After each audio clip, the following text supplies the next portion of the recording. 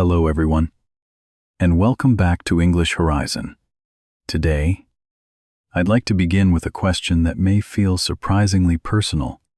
Have you ever promised yourself that today would finally be the day you started something important, only to find yourself doing almost everything, except that one task? Perhaps you wanted to study English, begin writing a report, exercise for the first time in weeks, or continue working on a project that truly mattered to you. The intention was real. The goal was clear, and you genuinely wanted to make progress. Yet somehow, the day slipped away. And when evening arrived, the task remained exactly where it had been in the morning. What usually happened instead was something much more familiar. You checked your phone for a few minutes, answered messages that could easily have waited, made another cup of coffee, organized your desk, or watched a video that was only supposed to last 5 minutes. None of these activities seemed harmful by themselves, but together they quietly consumed the time you had planned to spend on your real priority. As the hours passed, the uncomfortable feeling inside your mind slowly became stronger. Instead of feeling productive, you began feeling disappointed in yourself, wondering why starting something important always seemed much harder than you expected. Most people immediately blame themselves when this happens. They say they are lazy, undisciplined, or simply not motivated enough. They believe that other people have stronger willpower and that success belongs only to those who naturally enjoy working hard. This explanation sounds reasonable, but modern psychology tells a very different story. Researchers now understand that procrastination is rarely a problem of managing time. More often, it is a problem of managing emotions. In other words, the issue is usually not that you don't know what to do. The real challenge is that your brain is trying to protect you from feelings it believes might be uncomfortable. Imagine standing at the bottom of a long hiking trail. The mountain ahead looks steep. The weather seems uncertain, and you cannot even see the top. Before taking your first step, your mind begins asking questions. What if I get tired? What if I cannot finish? What if everyone else reaches the top before me? None of those things have actually happened. Yet your body already feels a little heavier. The interesting part is that your brain reacts to emotional uncertainty in much the same way. A difficult project, an important exam, or even learning a new skill can create the same sense of discomfort. Even though there is no real physical danger, this happens because our brains were designed for survival long before they were designed for productivity. Thousands of years ago, avoiding danger was much more important than achieving ambitious goals. The human brain became incredibly good at protecting us from situations that felt uncertain, risky, or unpredictable. Although the modern world has changed dramatically, this ancient survival system is still part of who we are. The problem is that it cannot always tell the difference between genuine danger and emotional discomfort. To your brain, the possibility of making a mistake, being criticized, or failing in front of others can feel surprisingly threatening. Scientists often describe this conflict as a conversation between two different systems inside the brain.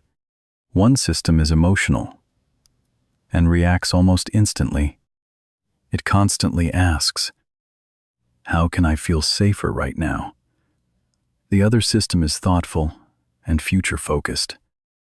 It plans ahead, sets goals, and understands that today's effort creates tomorrow's rewards.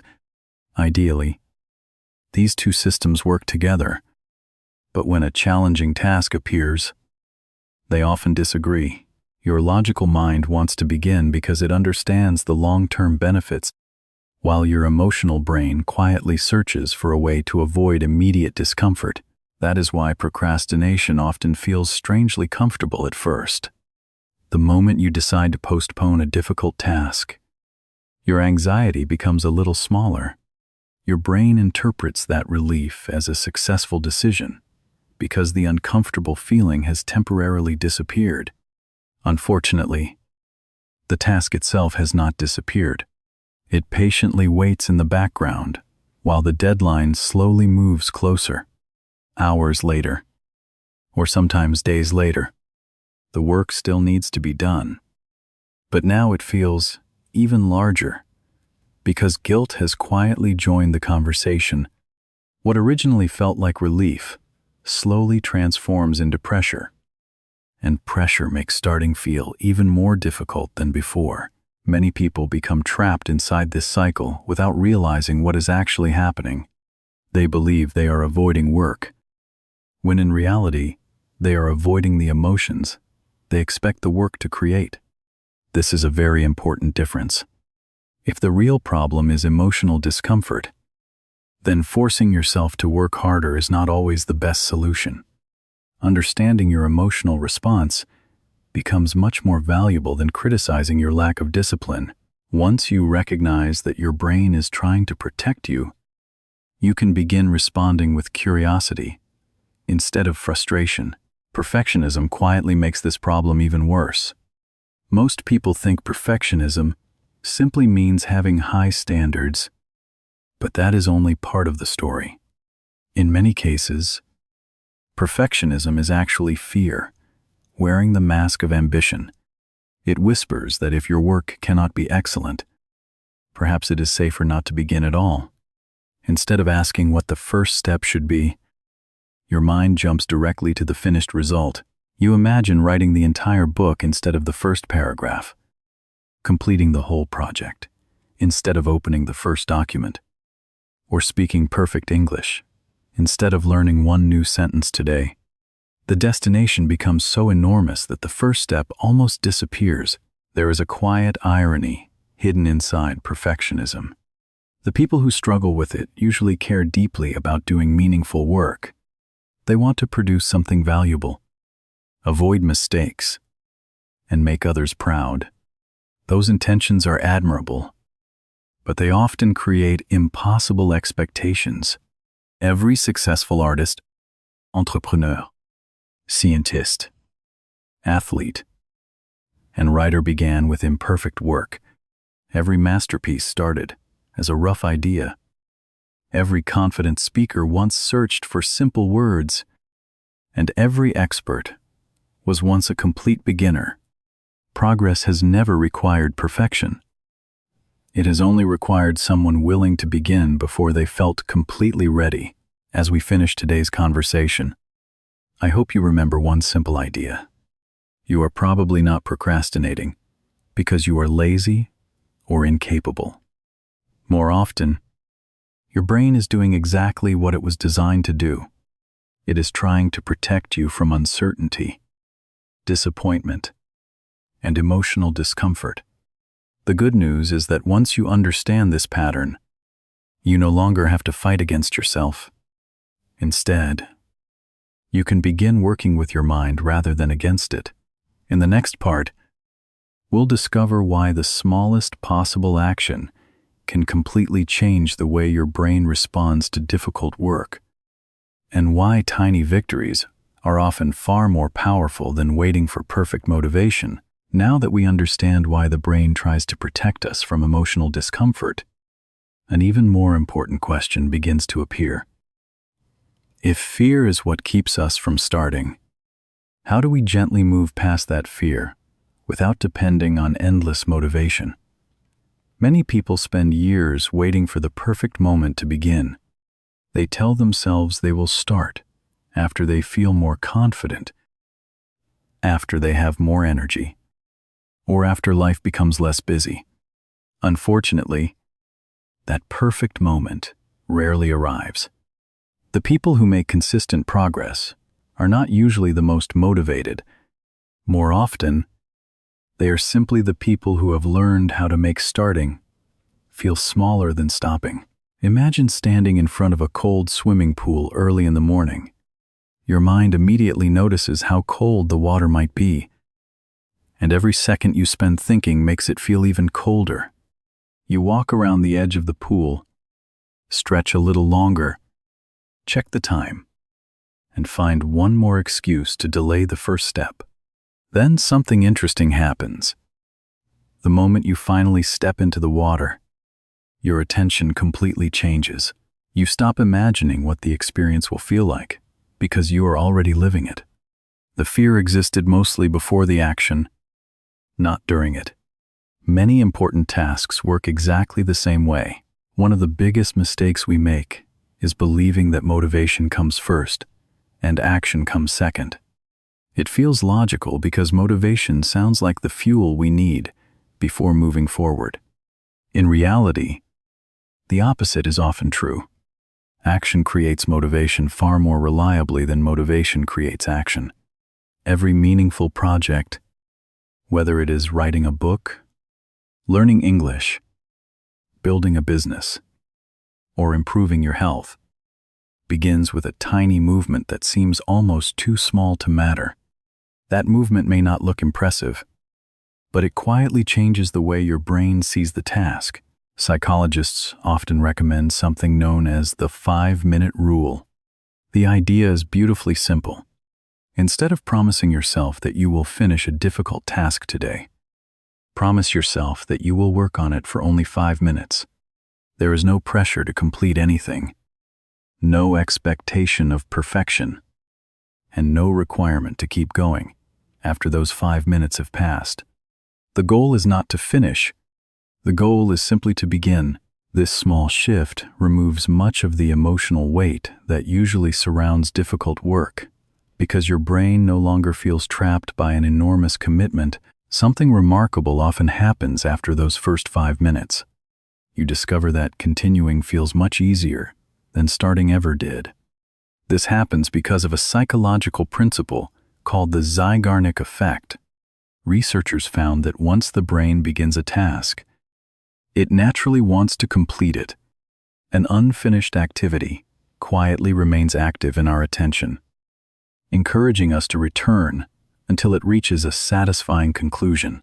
This is why stopping a television series after one episode often feels more difficult than watching the first episode itself. Once the story begins, your mind wants to know what happens next. Your work follows the same pattern. Think about opening a blank document on your computer. Before opening it, writing an entire report may feel impossible. After typing the title, adding one sentence, and writing a short paragraph, the report suddenly feels more manageable. The task itself has not changed very much, but your relationship with it has. Instead of imagining the entire mountain, you are now focused on the next few steps. The brain responds much more calmly when it only needs to solve the problem directly in front of it, instead of worrying about every challenge waiting in the distance. This is why many successful people focus only on the first physical movement required to begin. If they want to exercise, they simply put on their running shoes. If they want to read, they open the book.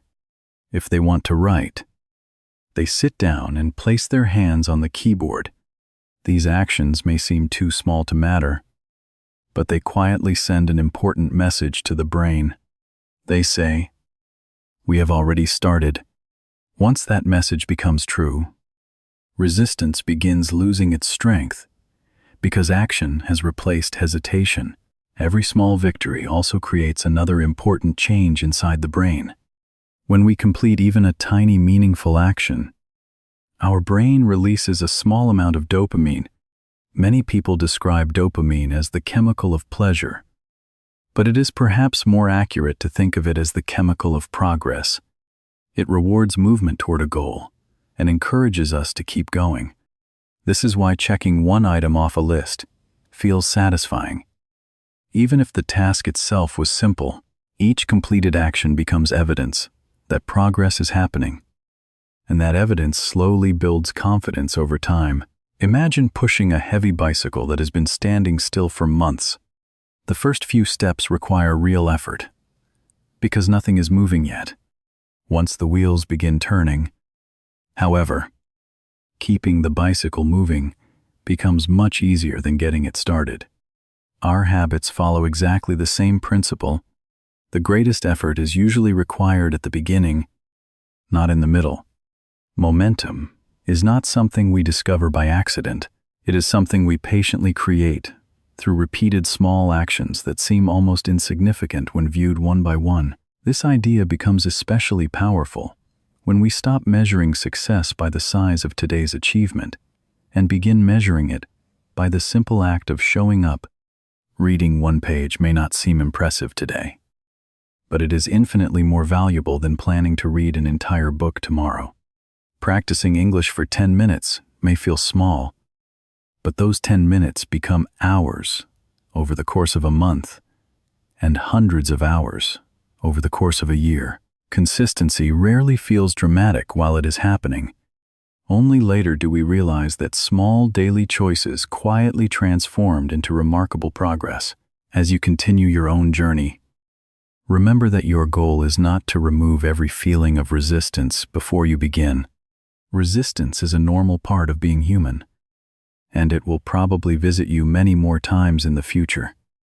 Instead of fighting it, simply make the first step so small that your brain no longer sees it as a threat. Open the document, write the first sentence, read the first page, or take the first walk around the block. Every meaningful achievement begins with a single action that almost anyone could do today. And those tiny victories become the foundation upon which extraordinary lives are slowly built.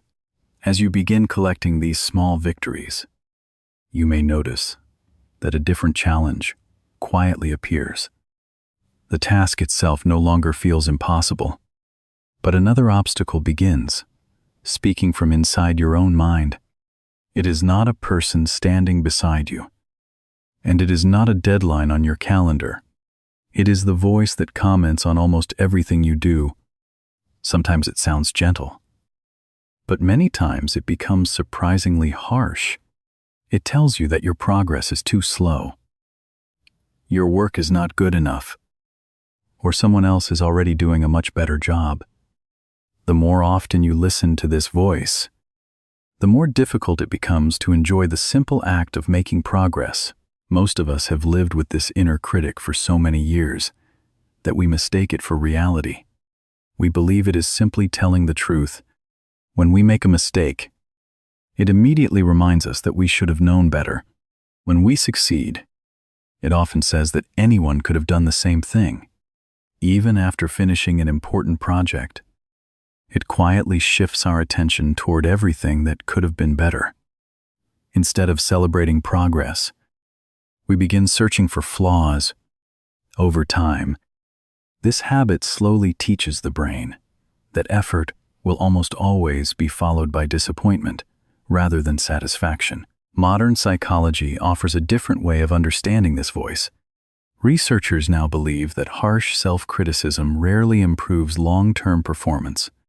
Instead, it often increases stress, activates the body's threat response, and makes avoidance much more likely.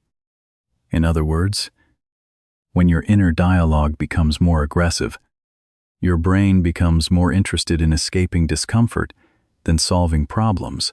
This explains why many intelligent and hardworking people continue delaying important work. They are not avoiding the task itself. They are avoiding the emotional experience created by their own internal conversation. Imagine working with two different coaches. The first coach watches every mistake and immediately points out everything that went wrong. Nothing is ever good enough. Every small error becomes a personal failure, and praise almost never appears. The second coach also notices mistakes, but responds very differently. Instead of asking why you failed, the coach asks what you learned. Instead of focusing only on weaknesses, the coach also reminds you of the progress you have already made. Both coaches want you to improve, but only one creates an environment where improvement actually feels possible. The difference is not the goal. The difference is the emotional experience during the journey. The surprising truth is that you become your own coach every single day. Every thought you repeat slowly shapes the emotional environment inside your mind. If your inner voice constantly tells you that you are falling behind, your brain begins connecting effort with pressure.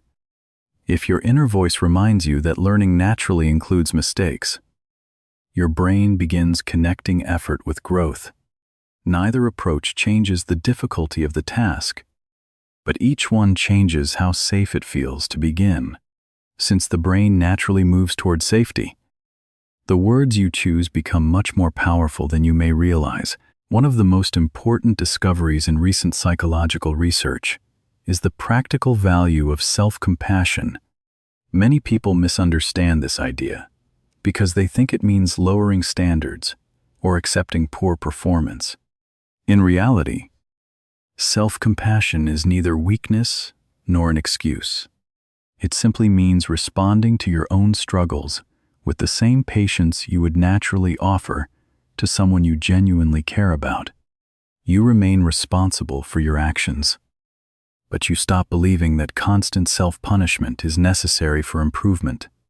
Surprisingly, people who practice healthy self-compassion often become more resilient because they recover from setbacks much faster. Think about how you would speak to a close friend who was learning English for the first time. If they struggled to remember new vocabulary or made mistakes while speaking, you probably would not tell them they were hopeless. You would remind them that learning takes time, encourage them to keep practicing, and celebrate every small improvement they made. Yet when the same situation happens to us, we often use completely different language. We expect ourselves to improve quickly, perform consistently, and avoid mistakes almost immediately. These unrealistic expectations quietly create frustration that no human being could comfortably sustain. Comparison makes this problem even more difficult. Every day we see people sharing successful moments, completed projects, exciting achievements, and impressive milestones.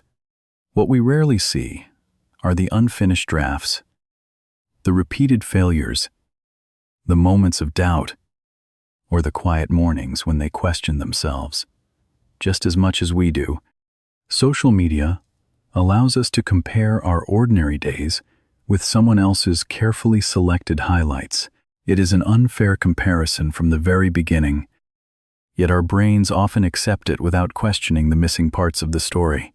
A healthier habit is to compare yourself with only one person, the version of yourself that existed yesterday. Did you learn one new idea today? Did you spend 10 more minutes practicing than last week? Did you begin a task more quickly than you usually do?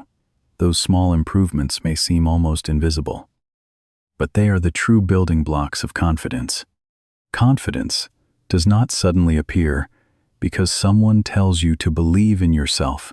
It quietly grows every time your actions prove that you can keep moving forward despite uncertainty. There is also a simple change in language that can dramatically reduce unnecessary pressure. Notice how often you tell yourself, "I have to finish this."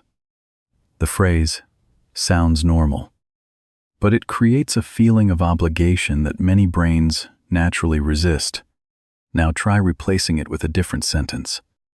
Instead of saying, "I have to finish this project," sigh, "I am choosing to explore this project today." Instead of saying, "I have to study," sigh, "I am choosing to practice because this matters to me." The task remains exactly the same, but your relationship with it becomes lighter because choice creates ownership instead of pressure. As you continue building new habits, remember that your inner voice will always be part of the journey. The goal is not to silence it completely because every human mind produces thoughts throughout the day. The real goal is to transform that voice from a harsh judge into a trusted guide. When you begin speaking to yourself with patience, honesty, and encouragement, your brain gradually stops seeing progress as a source of emotional danger. Instead, each new challenge becomes another opportunity to learn, improve, and continue moving forward, one thoughtful step at a time. By this point, you have learned that progress does not begin with perfect motivation, and you have also discovered that the way you speak to yourself can either support your growth or quietly slow it down. However, there is another influence that many people underestimate. Even when your mindset is healthy and your intentions are clear, your environment can still decide whether you move forward or become distracted. The spaces where you spend your time are never completely neutral. Every object, every sound, and every notification gently pushes your attention in one direction or another, often without you even realizing it. Think about the first 10 minutes after you wake up in the morning. Before you have fully decided what kind of day you want to have, your phone begins lighting up with messages, news headlines, social media updates, emails, and endless recommendations created by intelligent algorithms. None of these notifications seem particularly important on their own, yet together they quietly compete for the most valuable resource you have, which is your attention. By the time you finally sit down to begin your most meaningful work, your mind has already visited dozens of different places. Instead of feeling focused, you feel mentally scattered before the real work has even started. This happens because every decision your brain makes requires a small amount of mental energy. Researchers often describe this as cognitive bandwidth, the limited capacity your mind has for making thoughtful choices throughout the day. The more unnecessary decisions you make, the less energy remains for meaningful work. Something as simple as deciding whether to answer another notification may seem insignificant, but dozens of those small interruptions quietly reduce your ability to think deeply. Your brain is not becoming weaker. It is simply becoming busier than it needs to be. One helpful idea from behavioral psychology is known as choice architecture. The principle is surprisingly simple. Instead of relying on willpower every time you want to stay focused, you design your environment so that good decisions become easier and distracting decisions become slightly more difficult. Rather than asking yourself to resist temptation hundreds of times each day, you gently remove the temptation before it has the opportunity to interrupt your attention. This approach requires much less mental effort because your environment begins supporting your goals instead of competing against them. Imagine placing your phone on the opposite side of the room while you work. Instead of keeping it beside your keyboard, you have not removed the phone from your life, and you have not promised never to check it again. You have simply added one small layer of effort between yourself and the distraction. That extra movement may seem almost meaningless, but it gives your logical brain enough time to ask a better question. Do I really need to check my phone right now? Or can this wait another 20 minutes? Often, that brief pause is enough to keep your attention where it truly belongs. The opposite strategy also works beautifully for positive habits. If you want to read more, leave a book on your desk instead of hiding it inside a drawer. If you want to practice English every morning, prepare your notebook and headphones the night before. If you want to exercise after work, place your shoes somewhere. You cannot ignore them. These small adjustments reduce the number of decisions your brain needs to make before taking action. The easier it becomes to begin, the more naturally the habit starts fitting into your daily life. Many highly productive people also create what we might call a single tasking zone. This is a place where the brain slowly learns that only one important activity happens at a time. It does not need expensive equipment or a perfectly designed office. Sometimes it is simply one chair, one disk, one notebook, and one clear purpose. Over time, your brain begins associating that space with focused work making it easier to enter a calm and productive state each time you sit down. The environment itself becomes a quiet signal that says, "Now it is time to concentrate." Nature offers an interesting example of this principle. Imagine walking into a peaceful library. Before anyone speaks, you automatically lower your voice. You slow your movements, become more aware of your surroundings, and naturally adjust your behavior without anyone giving you instructions. The environment gently shapes your actions because your brain recognizes the signals around you. Your personal workspace can have exactly the same effect when it consistently represents calm, clarity, and purpose. Your mind gradually responds in the same way every time you enter it. Of course, no environment will remove every distraction. Life will always include unexpected phone calls, busy schedules, family responsibilities, and moments when your plans change without warning. The goal is not to create a perfect workspace. The goal is to create a space that makes the right choice slightly easier than the wrong one. Small advantages repeated every day eventually produce remarkable differences, just as tiny daily distractions quietly accumulate into hours of lost attention over time. As technology continues becoming more intelligent, protecting your attention becomes even more valuable.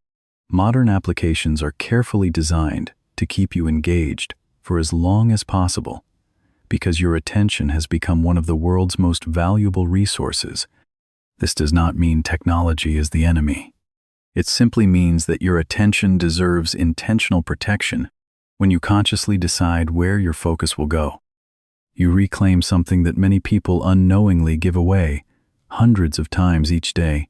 Before finishing this part, take a moment to look around the place where you spend most of your time. Ask yourself a simple question. Does this environment quietly support the person I want to become? Or does it constantly invite me to become distracted? You may discover that lasting change does not always require more discipline or stronger motivation. Sometimes it begins with moving one object, turning off one notification, preparing one notebook, or creating one peaceful corner where your future self can return every day. Those small environmental changes may appear ordinary today, but together they quietly build a life where focus becomes more natural, progress feels less exhausting, and meaningful work finally has the space it deserves. As we reach the final part of our conversation, it is worth asking one last question. What happens after the excitement of a new habit begins to fade? Starting is important. Building momentum is powerful. And creating a better environment makes progress easier. However, none of these changes will last unless they become part of a system you can continue living with for months and years. Many people succeed for a few days because motivation feels exciting in the beginning. The real challenge is continuing after motivation becomes quiet and ordinary life returns to its familiar rhythm. One of the biggest reasons people lose momentum is that they quietly replace progress with perfection once again. At the beginning of a project, they are happy to make small improvements because everything feels new as the finish line becomes visible. However, something changes inside their mind. They begin noticing every tiny imperfection, questioning every decision, and convincing themselves that their work is still not good enough to share. Days become weeks, weeks become months, and projects that were almost finished remain hidden because they never feel completely perfect. The goal has quietly shifted from creating something meaningful to avoiding the possibility of criticism. This is why one simple principle has helped countless creators, entrepreneurs, writers, and professionals around the world. Done is better than perfect. At first, this sentence may sound like an excuse for lower quality, but its true meaning is very different. It reminds us that unfinished excellence has no opportunity to improve, while completed work can always be refined later. Every successful product, every popular book, every meaningful business, and every valuable skill exists today because someone accepted that the first version would never be flawless. Progress belongs to people who are willing to release, learn, improve, and continue moving forward. A helpful habit at the end of every project is something we might call the done audit. Instead of asking yourself whether your work is perfect, ask a different set of questions. Did I learn something valuable during this process? Did I improve compared with my previous attempt? Does this version honestly help someone? Is waiting another week likely to create meaningful improvement? Or am I simply trying to avoid the discomfort of sharing my work? These questions gently shift your attention away from fear and back toward growth. They remind you that learning continues long after a project is finished. Another powerful idea is to stop thinking of success as a single destination. Imagine climbing a long staircase where each step represents one ordinary day. Looking at the entire staircase may feel overwhelming, but taking the next step feels completely possible. Life works in much the same way. We often imagine success as one extraordinary moment, yet most meaningful achievements are actually built from thousands of ordinary moments, repeated with quiet consistency. Reading today, practicing tomorrow, showing up next week, and continuing next month may not feel dramatic, but together they create results that once seemed impossible. This perspective also changes the way we respond to difficult days. Everyone experiences moments when motivation disappears, plans fall apart, or unexpected responsibilities interrupt carefully prepared schedules. Many people see these days as proof that they have failed, so they abandon the habit completely. A healthier approach is to remember that consistency does not mean never missing a day. It means always returning after you do. Missing one workout does not erase months of exercise. Missing one study session does not erase everything you have already learned. Long-term success belongs to people who recover quickly, rather than expecting perfection from themselves every single day. Imagine planting a small tree in your garden. You do not dig it up every morning to check whether the roots are growing. You water it regularly, give it sunlight, and trust that growth is happening beneath the surface, even when you cannot immediately see the results. Personal development follows the same pattern. Some improvements become visible quickly, while others remain hidden for weeks or months before suddenly becoming obvious. Patience is not passive. It is the quiet confidence that consistent effort is producing changes long before those changes become visible to the outside world. If you look back at everything we have discussed today, you may notice a common theme connecting every idea. We began by understanding that procrastination is often an emotional response rather than a character flaw. We learned that tiny actions are powerful because they reduce fear and create momentum. We discovered that our inner voice shapes the emotional environment where every habit grows, and we explored how carefully designed spaces protect our attention from unnecessary distractions. None of these ideas depend on extraordinary talent or endless motivation. They depend on small decisions repeated with intention until they slowly become part of who we are. Perhaps the most encouraging truth is that lasting change rarely announces itself with dramatic moments. More often, it arrives quietly. One extra page read before bed, one short walk after work, one conversation practiced in English, one difficult task started 5 minutes earlier than yesterday. These moments may feel ordinary. While they are happening, but they slowly reshape the person you become. Looking back months from now, you may struggle to identify the exact day everything changed, because the transformation happened, one small choice at a time. As we finish today's episode, I would like to leave you with one final thought. You do not need to become a completely different person tomorrow. You only need to become slightly more consistent than you were yesterday. Protect your attention. Speak to yourself with kindness. Make the first step small enough to begin, and trust that progress is quietly accumulating, even when you cannot immediately measure it. The future you hope for is not created by one perfect day. It is created by hundreds of ordinary days where you choose to begin, choose to continue, and choose to believe that small actions, repeated with patience, will eventually build an extraordinary life. Thank you for spending this time with me today. And I hope that when you wake up tomorrow, you will remember that your next small step is already enough to begin